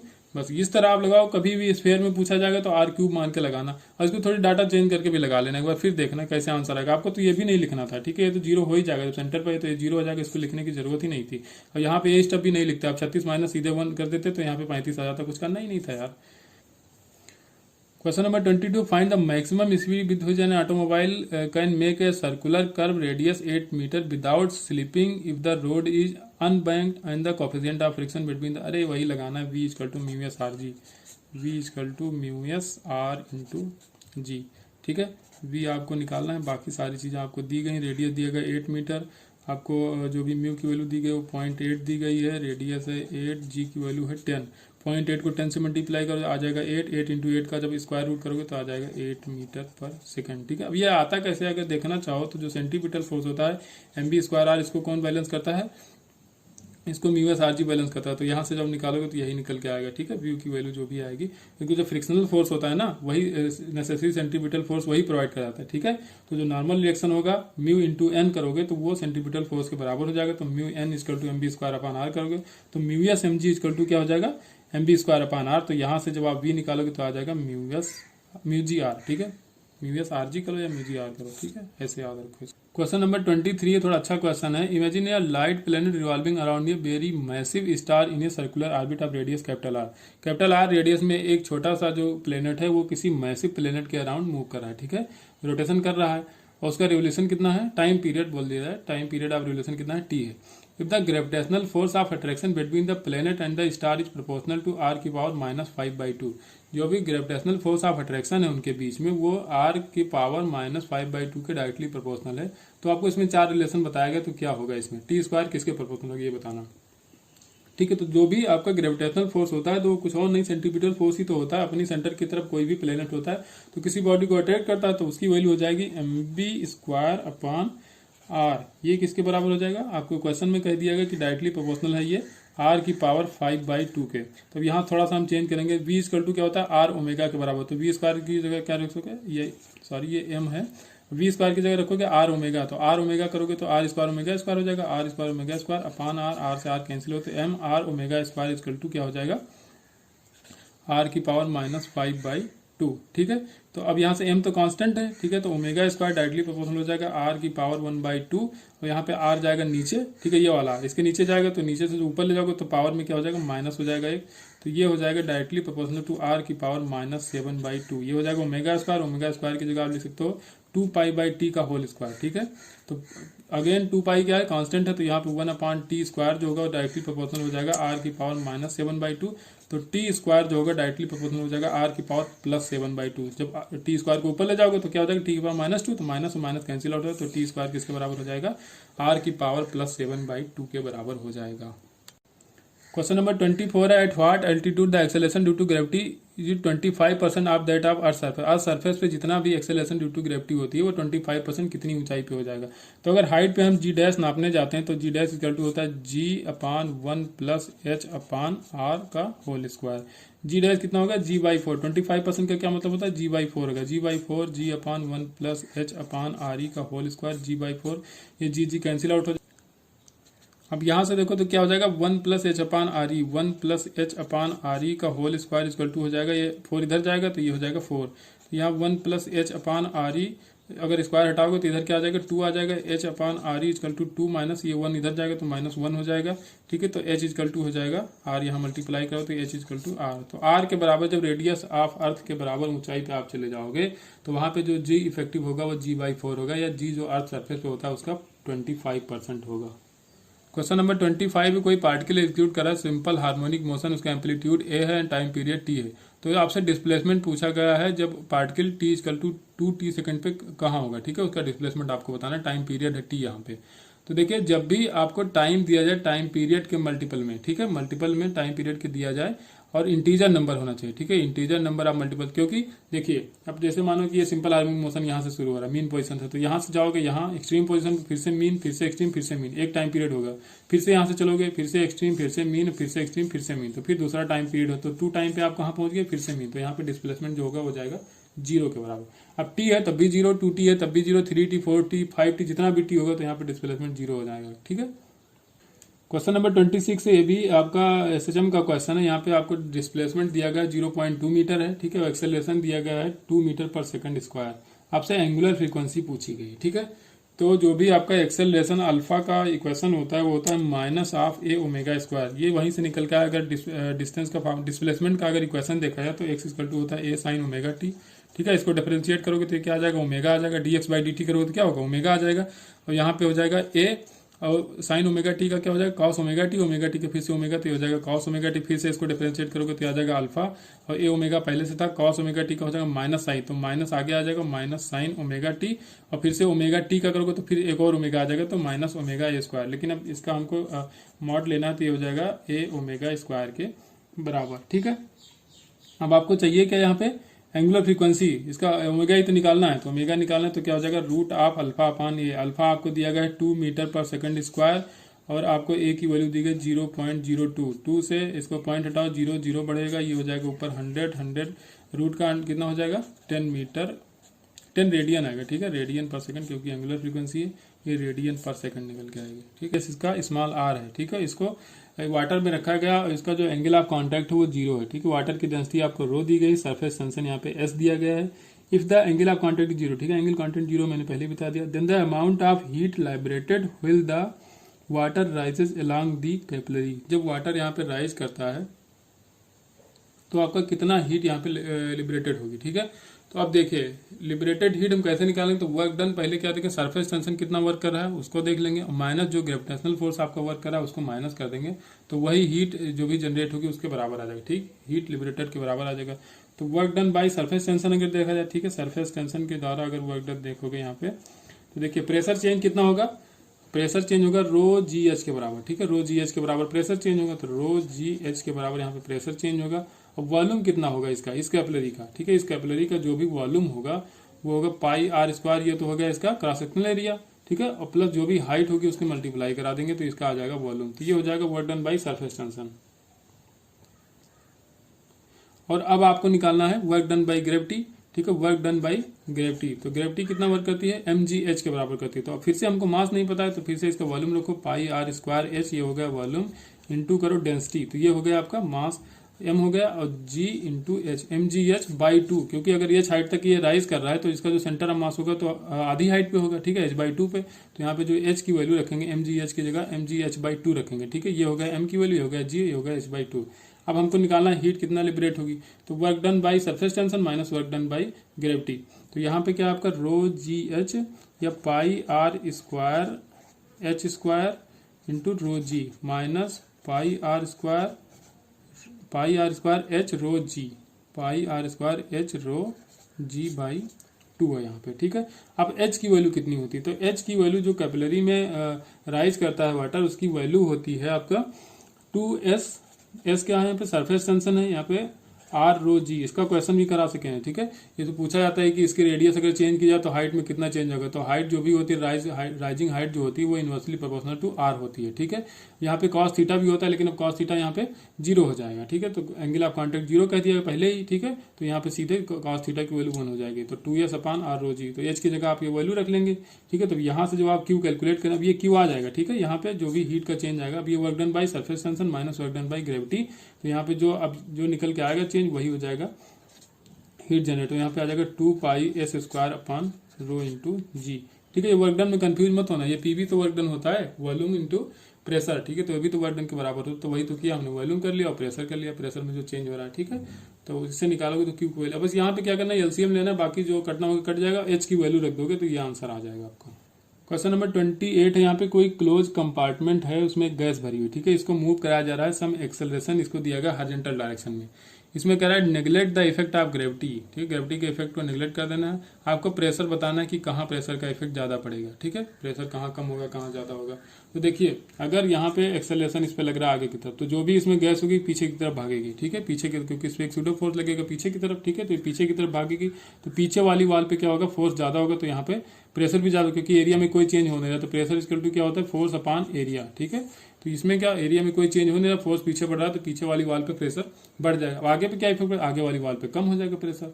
तो इसमें क्या हो जाएगा, ऑप्शन बी यहाँ पे दिया, पहला ऑप्शन दिया है सेम एवरीवेयर, सेम नहीं रहेगा भैया, जब एक्सेलरेशन है। अब यहाँ पे कांस्टेंट वेलोसिटी कह दिया था, ठीक, कांस्टेंट वेलोसिटी होती तब तो फिर सेम ही रहता, तब कोई चेंज नहीं होता, लेकिन यहाँ पे एक्सेलरेशन दिया गया इसलिए सेम नहीं रहेगा। तो यहाँ पे क्या हो जाएगा, lower in the front side, ठीक है, फ्रंट साइड जो इसका ये है यहाँ पे प्रेशर कम हो जाएगा, ठीक है, जो भी गैस होगी तो एक्सेलरेशन की वजह से यहाँ पे एक फोर्स लगेगा तो पीछे की तरफ भागना चाहेगी, तो यहाँ पे प्रेशर कम हो जाएगा।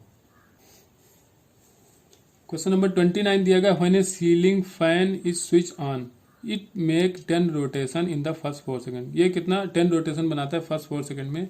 Assuming uniform angular acceleration the number of rotation it will make in the next 4 second. Next 4 second में कितने रोटेशन कवर करेगा ये देखना है आपको। तो थीटा आपको कितना दिया, ऐसे इक्वेशन लगा दिया, इक्वेशन ऑफ मोशन, तो थीटा इक्वल टू हो जाएगा omega naught T plus half alpha T square. T की जगह क्या 30, थीटा की जगह क्या रखो, क्या 10 रोटेशन दिया है, तो 10 और एक रोटेशन में कितना चलेगा, 2 पाई चलता है, ठीक है। ओमेगा टी इनिशियल वेलोसिटी इसकी 0 थी, तो ये हो जाएगा 0 हाफ अल्फा आपको निकालना है, टाइम कितना दिया 4 सेकंड, 4 का स्क्वायर करोगे 16, ठीक है, तो ये आ जाएगा 16। तो यहाँ से जब अल्फा आप कैलकुलेट करोगे तो ये निकल के आएगा 20 पाई बाई 8, ठीक है, यहाँ 2 जाएगा तो ये हो जाएगा 20 और 16 नीचे आएगा तो 2 से 16 कैंसिल हो तो 8 आएगा, तो 20 पाई बाई 8 आ गया। अब देखिए अब हम निकाल लेते हैं टोटल, जैसे देखो अब इसमें कहा गया है कि पहले 4 सेकंड में फिर दूसरे 4 सेकंड में, तो हम क्या निकालें, पहले 4 सेकंड का हमको पता ही है कि यहाँ पे 20 पाई चलता है, ठीक है, 20 पाई एंगुलर रोटेशन का था, 10 रोटेशन चल रहा था, टोटल डिस्प्लेसमेंट 20 पाई के बराबर था।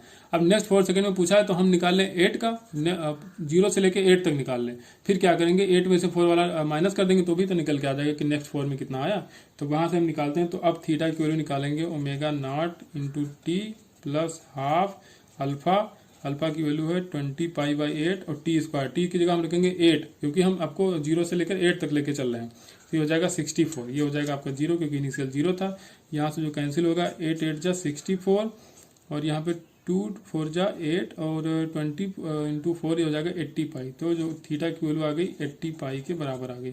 तो ये 8 सेकंड पे आई, 8 सेकंड पे 80 पाई, लेकिन पहले 4 सेकंड में कितना था, यहाँ पे 10 इंटू 2 तो कितना था 20 पाई, तो माइनस 20 पाई कर दो तो ये आ जाएगा 60 पाई। तो जब 2 पाई एन की वैल्यू आ गई वो आ गई 60 पाई के बराबर, तो अब पाई से पाई कैंसिल आउट हो जाएगा, एन की वैल्यू नंबर ऑफ रोटेशन आपको बताना था बाई 2 हो जाएगा, तो 30 रोटेशन। तो नेक्स्ट 4 सेकंड में ये 30 रोटेशन मूव करेगी, ठीक है, 30 रोटेशन कवर करेगी। क्वेश्चन नंबर 30 दिया गया है, let's I with the moment of inertia of the uniform square plate about an axis A B. जो भी ये एक्सिस ए बी है इसके थ्रू मोमेंट ऑफ इनर्शिया कितना है, आई आपको दिया गया है, ठीक है, through its centre and parallel to the 2 of it side, ये इसके 2 साइड है इसके पैरेलल है ए बी, ठीक है, यहाँ पे ये बता दिया गया है। सी डी इज ये line in the plane of the plate, ठीक है, सी डी जो लाइन है इस प्लेट की पेपर में है, ठीक है, इस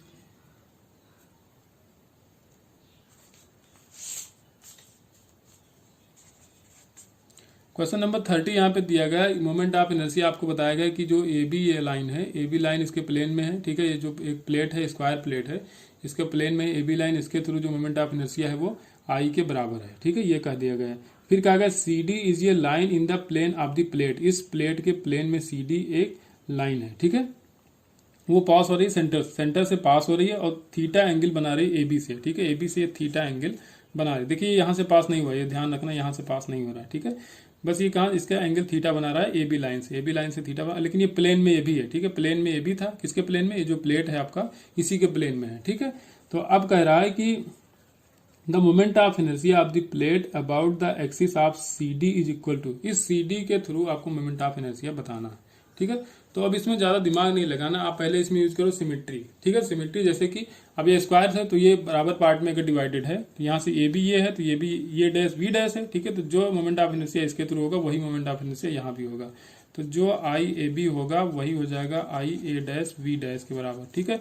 अब अगर सी डी देखा जाए तो ये है सी डी, तो ऐसे इस तरफ एक लाइन और हम खींच लेंगे, ठीक है, एक लाइन और खींचेंगे तो क्या हो जाएगा सी डैश और डी डैश, तो यहाँ पे जो आई सी डी होगा वो हो जाएगा आई सी डैश डी डैश के बराबर। ठीक है, अब लगाएंगे हम लोग परपेंडिकुलर एक्सिस थ्योरम। ठीक है, तो परपेंडिकुलर एक्सिस थ्योरम, तो ये देखिए अब इसको मान लो कि एक्स एक्सिस पे है ये, तो एक्स एक्सिस पे तो एक वाई एक्सिस बच रहा है, एक जेड एक्सिस भी बच रहा है। ठीक है, एक्स यहाँ पे एक जेड भी बच रहा है और एक वाई भी बच रहा है। ठीक है, अब जो ए बी का होगा वही ये डैश बी डैश का भी होगा। तो आई जेड अगर हमको निकालना है तो आई जेड जो हो जाएगा आई जेड जेड मतलब माइनस जेड से प्लस जेड से लेकर निकालना है। तो ये क्या हो जाएगा, इसका और इसका ऐड हो जाता है ना। परपेंडिकुलर अगर पढ़ा है आपने, परपेंडिकुलर थ्योरम जो होता है, तो जो भी इसका आएगा moment of inertia Z axis के थ्रू, तो वो एक्स एक्सिस और वाई एक्सिस का जोड़ के आएगा। ठीक है, तो देखिए एक्स एक्सिस पे क्या होता है आई ए बी ये लिख दो, कोई दिक्कत नहीं, I A B A plus I A dash. ठीक है, I A B dash B dash, ये हो जाएगा।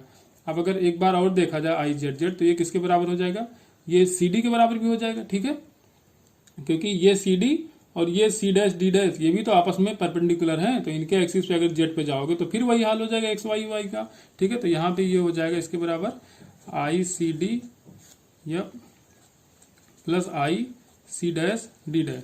अब यहाँ पे मैंने पहले कह दिया आई सी डैश डी और आई सी डैश डी डैश बराबर है आई ए बी और आई ए डैश बी डैश भी बराबर है। सो अब हमारा क्या आई जेड कितना आ जाएगा, 2 आई ए बी के बराबर भी आ जाएगा, आई जेड ये आ जाएगा 2 आई सी डी के बराबर भी आ जाएगा। ठीक है, तो आपको क्या बताना था, आई सी डी बताना है यहाँ पे। तो 2 आई ए बी इक्वल टू हो जाएगा 2 आई सी डी के बराबर।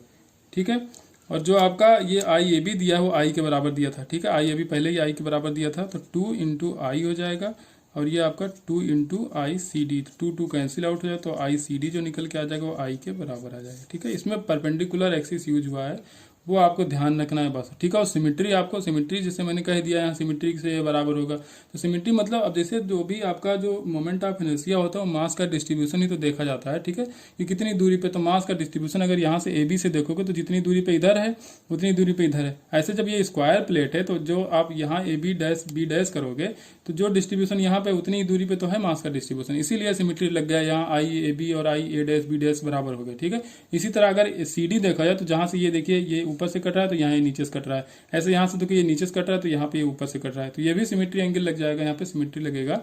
तो जो आई सी डी होगा वही आई सी डैश और डी डैश के बराबर हो जाएगा। ठीक है, तो यहाँ से क्वेश्चन सॉल्व हुआ। अब इसमें कोई फार्मूला लगाओगे तो बड़ी मुश्किल हो जाएगी इस क्वेश्चन में।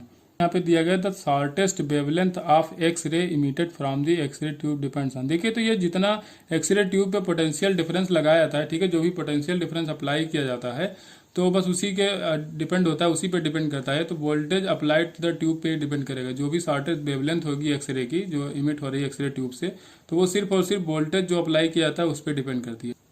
क्वेश्चन नंबर 32 यहाँ पे दिया गया, फिर से एक्सरे का क्वेश्चन है। X ray tube produce a continuous spectrum of radiation with the shortest wavelength 45 into 10⁻⁻² angstrom. Maximum energy बताना है। तो एनर्जी निकालने के लिए मैंने पहले ही आपको बताया था कि जब भी फोटान की एनर्जी निकालनी हो तो करो 12,400 अपॉन वेवलेंथ इन एंगस्ट्रॉम, 45 इंटू 10⁻² एंगस्ट्रॉम दिया तो ये आ जाएगी इलेक्ट्रॉन वोल्ट में। ठीक है, यहाँ से ये -2 ऊपर ले जाओगे तो क्या हो जाएगा, +2 हो जाएगा पावर में, ये नीचे से हट जाएगा। ये 45 से इसको कैंसिल आउट करोगे तो जब सॉल्व कर लेना इतना ही आ जाएगा 27,500।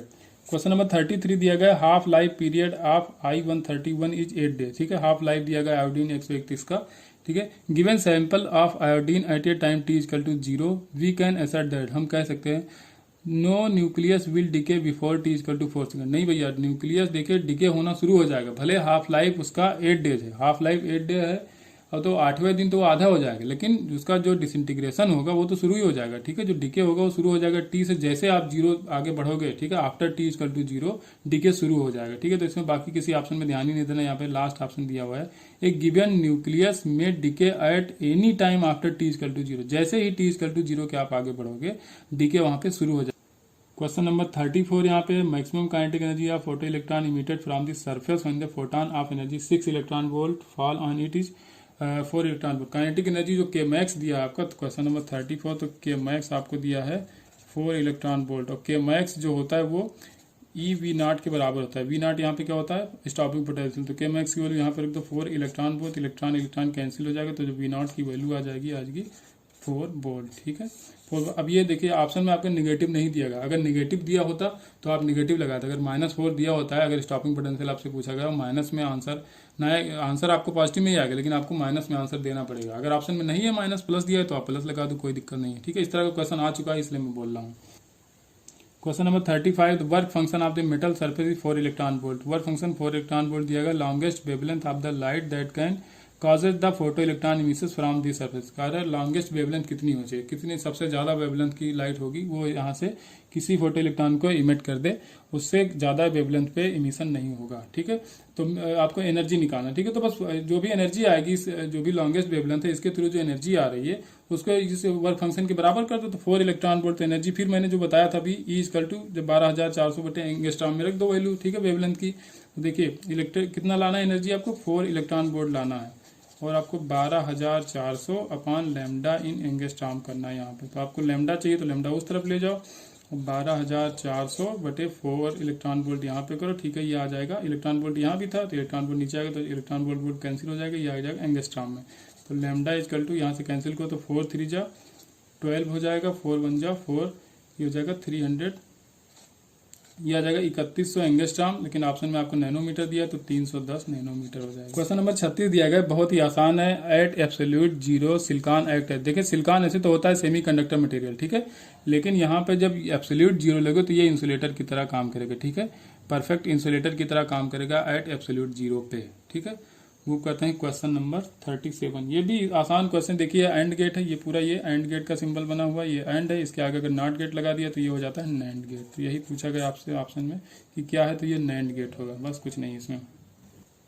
क्वेश्चन नंबर 38 है, in the middle of the depletion layer of the reverse bias PN junction is. ठीक है, रिवर्स बायसिंग अगर पीएन जंक्शन कोई है, यहाँ पे ये आपका डिप्लेशन लेयर है तो ये पी एंड होता है। ठीक है, और ये एन एंड होता है। रिवर्स बायसिंग में ये हो जाएगा पॉजिटिव एंड, ये हो जाएगा नेगेटिव एंड। तो यहाँ पे इलेक्ट्रिक फील्ड पूछा गया है। ठीक है, तो देखिए रिवर्स बायसिंग कंडीशन में क्या होता है, आपका जो बैरियर पोटेंशियल होता है वो काफी इंक्रीज कर जाता है। ठीक है, बैरियर पोटेंशियल क्या होता है, इंक्रीज करता है। तो जो करंट होती है तो ऑलमोस्ट करंट जीरो हो जाती है, तो यहाँ पे इलेक्ट्रिक फील्ड जीरो होता है। ठीक है, electric field is zero in the middle of the depletion layer of reverse biasing PN junction. ठीक है, जो रिवर्स बायसिंग पीएन जंक्शन में क्या होता है, इलेक्ट्रिक फील्ड जीरो होती है। क्वेश्चन नंबर 39, इसमें how does the angle of minimum deviation of the glass prism vary if the incident violet light is replaced with the red light. ठीक है, तो मिनिमम डेविएशन का जो फार्मूला होता है delta mean equal to mu minus 1 into a, मतलब mu पे depend करता है। तो देखिए अब लैम्डा जो भी आर का है वो ग्रेटर देन होता है लैम्डा वी से। ठीक है, वेवलेंथ ज्यादा होता है तो इसका म्यू आर जो होगा वो म्यू वी से कम होगा, म्यू वी ज्यादा होगा। ठीक है, तो जब लैम्डा आर हम वेवलेंथ ज्यादा वेवलेंथ का जो भी लाइट डाल रहे हैं तो म्यू कम हो जाएगा। जब म्यू कम हो जाएगा तो डेल्टा मिन है यहाँ पे, तो डेल्टा मिन म्यू माइनस 1 है, तो जब अगर म्यू की वैल्यू कम होगी तो डेल्टा मिन भी कम होगी। इसका मतलब जो भी मिनिमम डेविएशन होगा वो डिक्रीज करेगा। ऑप्शन डी करेक्ट हो जाएगा यहाँ पे, क्योंकि हम वायलेट लाइट को चेंज कर रहे हैं, ये रिप्लेस कर रहे हैं रेड लाइट से। ठीक है, क्वेश्चन नंबर 40 है आपका यहाँ पे। क्वेश्चन नंबर 40 है, कोई बॉल है जो ड्रॉप की जा रही है, 20 मीटर हाइट है उसका, किसी कोई झील है। ठीक है, तो झील के ऊपर कितना हाइट है उसका, 20 मीटर है। ठीक है, रिफ्रैक्टिव इंडेक्स ऑफ वाटर 4/3 दिया है। कोई फिश है इनसाइड द लेक। ठीक है, इनसाइड द लेक कोई फिश है। In the line of the fall, जिस लाइन में बॉल गिर रही है उसी लाइन में कोई यहाँ पे मछली है। ठीक है, ये फिश है यहाँ पे। तो at an instant when the ball is 12.8 metre above the water surface the fish see the speed of the ball. जिस स्पीड से बॉल नीचे की तरफ गिर रही होगी तो ये फिश को कितना दिखेगी, यहाँ पे जब पहुंच जाएगी। तो यहाँ सरफेस से कहा है 12.8 मीटर पे है, तो ऊपर से कितना होगा, 7.2 मीटर पे होगा, क्योंकि यहीं से तो गिर रहा है। टोटल 20 है, तो नीचे से आपको कह दिया गया 12.8 मीटर है वाटर सरफेस से ऊंचाई। तो ये फिश को कितना स्पीड दिखेगा इसका, जो अब ये नीचे की तरफ गिर रहा होगा। तो पहले हम देखें कि यहाँ पे इसकी वेलोसिटी होगी कितनी। तो यहाँ पे आप लगाओ v equal to root of 2gh। 2g की वैल्यू है 10 और h की वैल्यू 7.2। 7.2 को 10 से मल्टीप्लाई करो आ जाएगा 72। 72 इंटू 2 हो जाएगा 144। 144 का रूट निकालोगे आ जाएगा 12। तो 12 मीटर पर सेकंड ही नीचे की तरफ गिर रही है। लेकिन अब फिश को कितना दिखेगा, तो पहले आप देखो एपरेंट डेप्थ कितनी है, तो एक्स एपरेंट। ठीक है, जितना कितना दिखेगा इस फिश को, तो एपरेंट हो जाएगा म्यू एक्स के बराबर। म्यू यहाँ पे रिफ्रैक्टिव इंडेक्स हो जाएगा और तो ये ओरिजिनल डिस्टेंस हो जाएगी एक्स। ठीक है, आप कहोगे नहीं एपरेंट तो होता है एक्स अपान म्यू, हाँ होता है, लेकिन जब इसका मीडियम ये रेयर मीडियम होता है, ये डेंसर मीडियम होता है। ठीक है, तब होता है एक्स अपान म्यू, लेकिन आप डेंसर से रेयर में देख रहे हो, इससे इसको मल्टीप्लाई कराया जाएगा। ठीक है, तो ये हो जाएगा म्यू इंटू एक्स। अब अगर इसको हम dt से डिवाइड कर दें, ठीक है, dx अपान dt कर दें, dt से अगर इसको डिवाइड कर दोगे तो यहाँ पे हो जाएगा dx अपान dt। तो ये अपरेंट वेलोसिटी हो जाएगी। ठीक है, ये हो जाएगा v अपरेंट, यहाँ पे म्यू की वैल्यू दी है 4/3 और यहाँ पे dx अपान dt जब करोगे तो ओरिजिनल वेलोसिटी जो निकल के आई थी वो आई थी 12 मीटर पर सेकंड। तो 3 4 जा 12, 4 4 जा 16, तो ये जाएगा 16 मीटर पर सेकंड। तो ये जो गंदी मछली दिख रही है इसको कितने स्पीड से आती हुई दिखेगी बॉल, 16 मीटर पर सेकंड से। क्वेश्चन नंबर 41 है the way the fringe pattern changes when the screen is moved away from the slit. ठीक है, यहाँ पे कोई स्लिट लगी हुई है, ठीक है, यहाँ पे स्क्रीन है, स्क्रीन को अगर इधर मूव कराओगे, ये डिस्टेंस डी होती है, स्लिट के बीच की डिस्टेंस स्मॉल डी होती है, तो इस पर क्या इफेक्ट पड़ेगा। ठीक है, इसमें 4 ऑप्शन दिए गए। तो देखिए जो फ्रिंज विद होता है, तो fringe width beta equal to होता है लैम्डा डी अपॉन डी। ठीक है, तो इसमें कोई चेंज नहीं है, वेवलेंथ में कोई चेंज हो रहा है कैपिटल डी में, जो इसके स्लिट और स्क्रीन के बीच के डिस्टेंस होती है, इसको अगर आप बढ़ा रहे हो तो फ्रिंज विद बढ़ जाएगी। पहला ऑप्शन आपका है with of the fringe increase है, यही सही हो जाएगा। ठीक है, क्वेश्चन नंबर 42 देखना है हमको। इसमें दिया गया in Young's double slit experiment the 10th maximum of the wavelength lambda 1 is at the distance of y1 from the central maximum when the wavelength of the source is 10 to lambda 2. Fifth maximum is the at a distance of y2 from the central maximum, the ratio of y1 upon y2। देखिए y1 equal to हो जाएगा n1 lambda 1 d by D. ठीक है, capital D by D. y2 हो जाएगा n2 lambda 2 d by D, क्योंकि d और d में कोई चेंज हो, सिर्फ वेवलेंथ चेंज किया जाए। ठीक है, लाइट की वेवलेंथ चेंज की गई है। तो y1 अपान y2 की वैल्यू n1 क्या कहा था 10th मैक्सिमम, बाद में कहा था 5th मैक्सिमम, तो लैम्डा 1 अपान लैम्डा 2, ये 5 से 10 कैंसिल करो तो 2 लैम्डा 1 अपान लैम्डा 2। ठीक है, y1 अपान y2 का रेशियो आएगा 2 लैम्डा 1 अपान लैम्डा 2। पहला ऑप्शन सही, कुछ नहीं था। इस तरह के क्वेश्चन बहुत बार आ चुके हैं यार। क्वेश्चन नंबर 43 है when unpolarised light beam is incident from the year onto glass. ठीक है, इसी ग्लास पे आपको यहाँ इंसिडेंट कराना है। तो अब ऑप्शन देखिए इसमें क्या क्या दिया गया। ठीक है, पोलराइजिंग एंगल पे इसको इंसिडेंट किया गया। ठीक है, ये थीटा पी है, पोलराइजिंग एंगल है। तो यहाँ पे क्या है, reflected beam is polarise at 100%। ठीक है, अब यहाँ पे जिसका रिफ्लेक्शन होता है तो ये 100% पोलराइज होती है। प्लेन पोलराइज लाइट है, रिफ्लेक्टेड लाइट, तो यहाँ से रिफ्लेक्शन हो और रिफ्रैक्शन भी हो रहा है। लेकिन जब रिफ्रैक्शन होता है जिसका, कुछ पार्ट इसका रिफ्लेक्ट होगा, कुछ रिफ्लेक्ट होगा, तो जो रिफ्लेक्ट होगा वो तो 100% पोलराइज होता है। ठीक है, ये 100% पोलराइज लाइट होती है। लेकिन जो उसका रिफ्रैक्शन होता है तो वो पार्शियल इसका पोलराइजेशन होता है, इसका पार्शियल पोलराइजेशन होता है। और रिफ्लेक्टेड रे और रिफ्रैक्टेड रे आपस में 90 डिग्री पे होती है। ठीक है, ये कॉन्सेप्ट होता है, इसको आपको याद। तो अनपोलराइज लाइट यहाँ से डाली जा रही है पोलराइजिंग एंगल पे। ठीक है, तो ये रिफ्लेक्टेड है, ये रिफ्रैक्टेड है, तो रिफ्लेक्टेड और रिफ्लेक्टेड आपस में 90 डिग्री पे होती है।